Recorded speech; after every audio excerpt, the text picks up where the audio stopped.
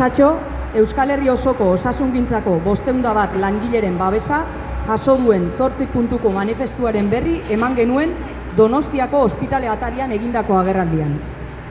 Manifestuak finean kalitatezko osasun arreta euskaraz bermatze bidean berandu baino lehen eman beharreko urratsak jasotzen ditu. Euskal Herrian inposatu dizkiguten muga administratiboez jakitun, badakigu eman beharreko pausoak tokian toki dauden baldintzen arabera eta modu gradualean eman beharko direla. Beti ere, azken helburua argi izanik. Kalitatezko osasun arreta euskaraz bermatzea Euskal Herri osoan.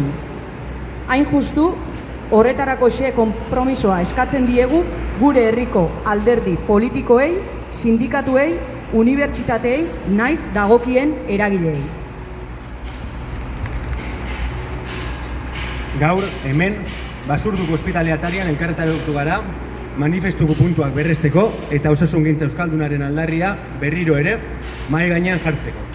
Era berean, ardura politikoetan eta erabakiguneetan daudenei exigitzeko pazienteak erdigunean izango dituen osasun sistema publikoa bermatzeko duten erantzukizuna bete dezatela. Horretarako, kontutan izanik arretaren kalitatea eta hizkuntza aldagai bateraezinak direla. Hala, osasun arreta euskaraz eskaini, eman eta bermatu behar da. Pazienteek, nahiz osasungintzako langileek, euskaraz bizitzeko eta lan egiteko duten eskubidea eta osasun arretaren kalitatea bermatuko badira.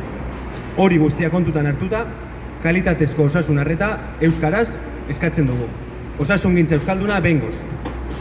Osasungintza euskalduna! Osasungintza!